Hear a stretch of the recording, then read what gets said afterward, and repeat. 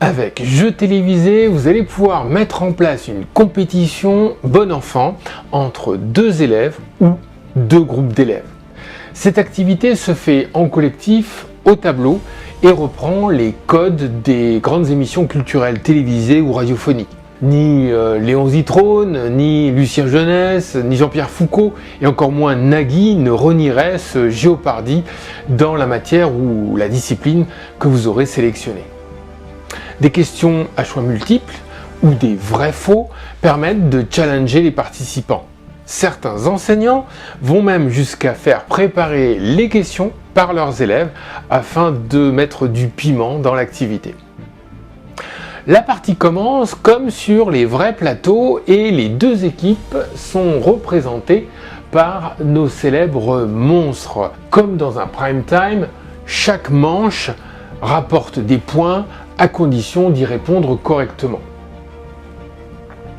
Les participants se succèdent à tour de rôle et répondent à des questions présentées de manière aléatoire. Le public en délire les acclame à mesure qu'ils accumulent des points.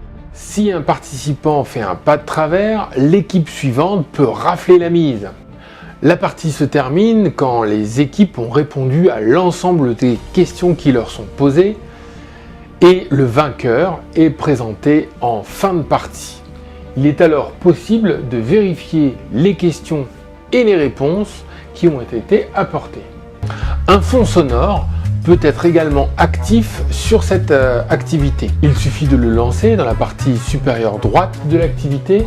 Il est représenté par un haut-parleur. Alors, comment faire pour créer ce type d'activité? Commencez par lancer le logiciel Notebook. Puis, recherchez dans la barre d'outils le bouton permettant de lancer le créateur d'activités pédagogiques. Jeux télévisés se situe directement sur la page d'accès à ce module. Comme sur les autres modules, une petite loupe vous permet de visualiser ce qui est demandé aux élèves ainsi que la façon dont l'activité va se dérouler en classe.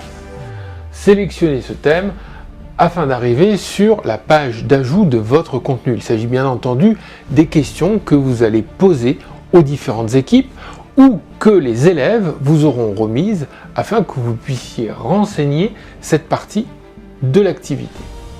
Deux types de questions sont possibles, des questions à choix multiples ou des questions vrai-faux. Sélectionnez la question, le type de question que vous voulez saisir, puis saisissez vos différentes questions. Une fois vos questions saisies, vérifiez bien les réponses que vous avez apportées. C'est nécessaire car, par défaut, et surtout sur le module de cases à cocher, c'est la première case qui est cochée systématiquement. Il suffit de sélectionner la réponse attendue pour que celle-ci soit considérée comme la réponse juste. Cliquez sur « Suivant » afin de vous retrouver devant la page de vérification de votre contenu. Si tout vous semble parfait, notez que vos questions seront posées de toute manière de façon aléatoire.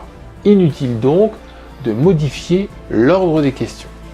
Cliquez sur « Terminer » afin que le créateur génère automatiquement l'activité que vous allez utiliser.